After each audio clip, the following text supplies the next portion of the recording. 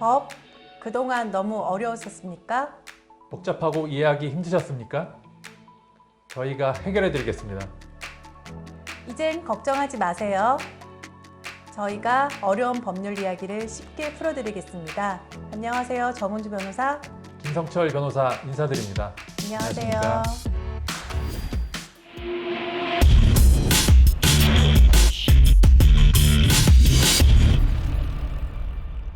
반려동물 천만 시대에 살고 있는 요즘 뜨거운 감자로 떠오르는 이슈가 있죠? 네, 바로 동물병원 진료그룹부 발급에 관한 사안입니다. 김 변호사님은 가족의 개념을 어디까지로 보시나요? 3대가 같이 사는 전형적인 확대 가족의 개념이 깨진 지는 이미 오래되었고요.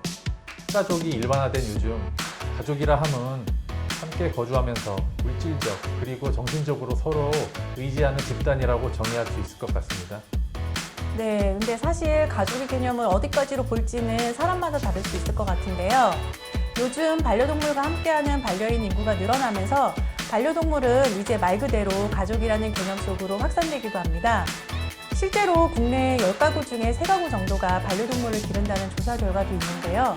그만큼 반려동물에 대한 관심이 많이 커졌습니다. 맞습니다. 반려동물을 기르는 가구 수가 늘어난 만큼 동물병원과 관련된 피해 사례가 이어지고 있는데요. 특히 동물병원 진료기록부 발급 문제가 요즘 뜨거운 감자로 떠오르고 있습니다.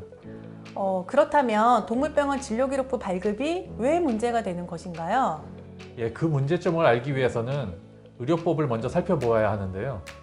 의료법 제21조에서는 의료기관이 환자에게 진료기록부를 제공해야 한다는 의무사항을 규정하고 있고, 사람은 필요시 당연히 진료기록부를 열람할 수 있다고 규정되어 있습니다.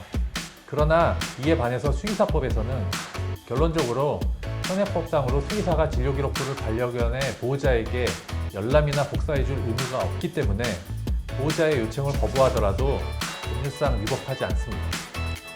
그럼 결국 사람의 경우는 의료법상 의사에게 진료기록부 발급 의무가 있음에 반면 동물의 경우는 수의사법상 수의사에게 진료기록부 발급 의무가 없다는 것이네요.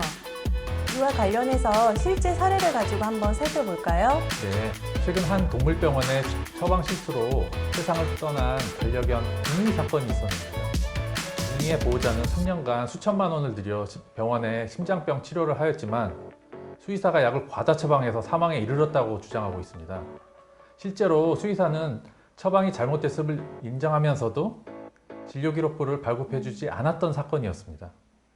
그럼 웅이 보호자는 진료기록부를 받기 위해서 어떻게 했었어야 되나요? 현재 동물 의료체계에서 진료기록부를 확인하기 위해서는 동물병원을 상대로 손해배상 청구 소송을 제기하여 진료기록부를 확인할 수밖에 없습니다. 또한 실제로 소송을 통하여 진료기록부를 확인하게 되더라도 법원을 통해서 진료기록 감정 촉탁 신청을 하여야 하고, 동물 의료소송의 경우 수탁 감정을 받아주는 공식기관이 없으므로 다른 수의사에게 감정을 의뢰할 수밖에 없는 바, 감정 촉탁이 의뢰된 수의사의 감정 의견에 따라 소송의 판결에 결정적인 영향을 주게 됩니다. 수의계는 진료기록부 공개 의무화가 되는 것을 시기상조라는 입장이죠. 사람에 대한 의료는 국민건강보험제도 속에서 진료체계가 표준화되어 있고 체계적으로 잡혀 있는데, 그에 반해 동물 의료는 그렇지 않거든요. 또 같은 증상을 진료해도 진단명과 그 치료 내용이 동물병원마다 다를 수도 있고, 용어 사용도 다를 수도 있고, 진료기록부가 공개되면 오히려 소비자들에게 혼란을 줄 수 있다는 것이 그 이유입니다. 또한 진료기록부를 갖게 되면 견주나 축주가 동물병원에 오지 않고도 약을 마음대로 구입해서 쓸 수 있게 돼서 동물약품의 오남용 문제가 발생할 수 있다는 문제점을 지적하시는 분들도 있습니다. 변호사님 말씀 들어보니 수의계의 입장도 어느 정도 이해가 가는 부분이 있네요. 실제로 동물 의료도 제도 정비를 통해 진료 체계가 표준화될 필요가 있어 보입니다. 진료 체계에 대한 표준화를 위해서는 어떤 것들이 개선될 필요가 있을까요? 현재 사람에 대한 진료 수술 등에 있어서 각 진료 항목에 대해서 전산 코드를 부여하는데요. 동물 진료도 마찬가지로 코드 발급을 하는 방식 등으로 표준화가 되어야 할 것 같습니다.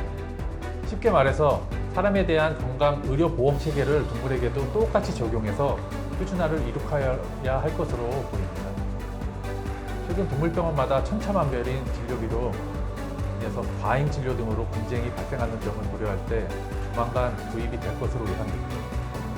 정보의 공개, 보편화를 통한 투명사회 구현이 글로벌 트렌드로 자리 잡은 21세기에 정보를 독점하고 숨기는 것은 바람직하지 않고 또 사회 전반의 발전을 위해서도 결국 공개로 가야 할 것으로 보입니다. 동물 소송을 제기해야 할 때 진료 기록부 없이는 아예 소송 진행을 못하는 건가요?